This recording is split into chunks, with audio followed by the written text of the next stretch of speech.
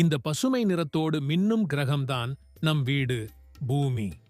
வெற்றிடத்தில் இருக்கும் இந்த அற்புத கிரகம் எப்படி உருவானது தெரியுமா? இன்றைக்கு நாம் காலத்தில் பயணித்து புவியின் அற்புதமான கதையை அறியப் போகிறோம். இது தீ, நீர், உயிர் மற்றும் நம்முடைய கதை. புவியின் கதை சுமார் 4.5 பில்லியன் ஆண்டுகளுக்கு முன்பு ஆரம்பமானது. அந்த நேரத்தில் விண்வெளியில் மண், கல் மற்றும் வாயுக்கள் நிரம்பியிருந்தன. ஈர்ப்பு விசை இவற்றை ஒன்றாக இணைத்து சூரியனையும் அதை சுற்றியுள்ள கிரகங்களையும் உருவாக்கியது.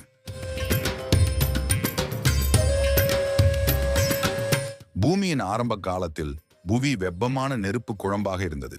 விண்கற்கள் அடிக்கடி புவியை தாக்கின. எரிமலைகள் வெடித்து வாயுக்களை வெளியேற்றின. இதனால் புவியின் ஆரம்ப கால அட்மாஸ்பியர் உருவானது. இந்த வன்முறையான தொடக்கமே அசாதாரணமான ஒன்றிற்கான அடித்தளமாக அமைந்தது. சில கோடி ஆண்டுகளுக்கு பிறகு புவி மெதுவாக குளிர்ந்தது. அப்போது வால் நட்சத்திரங்கள் மற்றும் சிறுகோள்களால் கொண்டு வரப்பட்ட நீர் பரந்த பெருங்கடல்களை உருவாக்கத் தொடங்கியது. இந்த பெருங்கடல் வாழ்க்கையின் தொட்டிலாக மாறியது. இந்த திரவ நீர் இருப்புதான் பூமியை சூரிய மண்டலத்தில் தனித்துவமான கிரகமாக மாற்றியது. அது ஒரு தரிசு கிரகத்தை உயிர்களை வளர்க்கும் திறன் கொண்ட உலகமாக மாற்றியது. சுமார் 3.8 பில்லியன் ஆண்டுகளுக்கு முன்பு பூமியின் பெருங்கடல்களில் உயிர் தோன்றியது. எளிய ஒற்றை செல் உயிரினங்கள் தான் முதலில் தோன்றின. அவை நீரில் உயிர் பிழைத்து செழித்து வளர்ந்தன. சயனோபாக்டீரியா என்று அழைக்கப்படும் இந்த சிறிய உயிரினங்கள் ஒளிச்சேர்க்கையை மேற்கொண்டு வளிமண்டலத்தில் ஆக்சிஜனை வெளியிட்டன.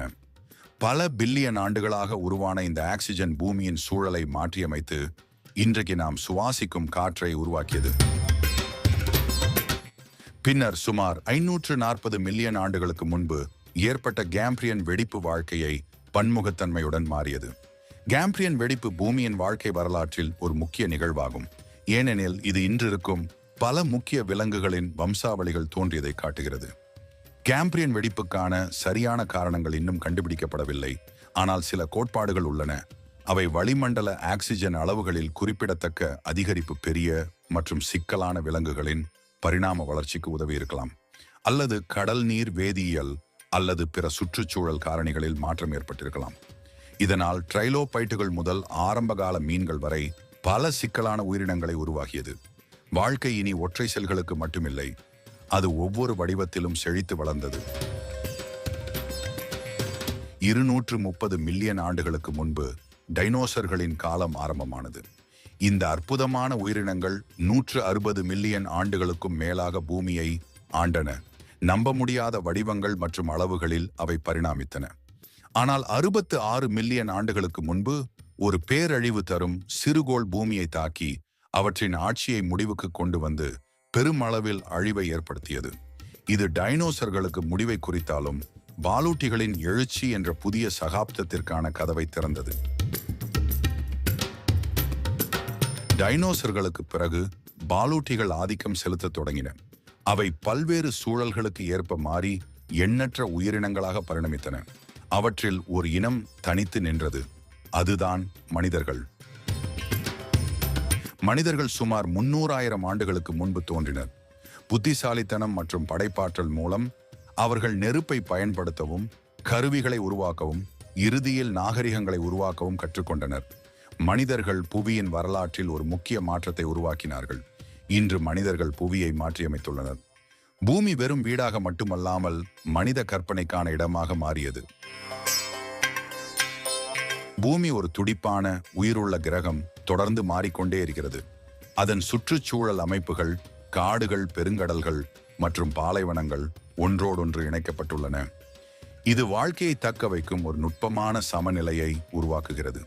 ஆனால் இந்த சமநிலை அச்சுறுத்தலுக்கு உள்ளாகியுள்ளது. மனித செயல்பாடு காடழிப்பு, மாசுபாடு மற்றும் காலநிலை மாற்றத்திற்கு வழிவகுத்துள்ளது.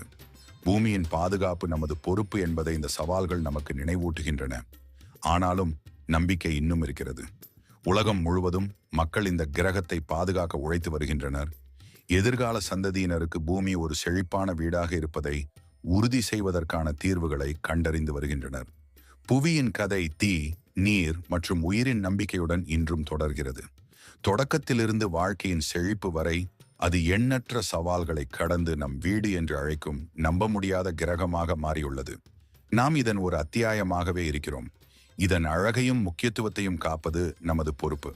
நாம் அனைவரும் இணைந்து புவியை காப்பாற்ற உறுதிப்படுவோம். புவியின் கதை தொடர்ந்து அழகாக இருக்கட்டும்.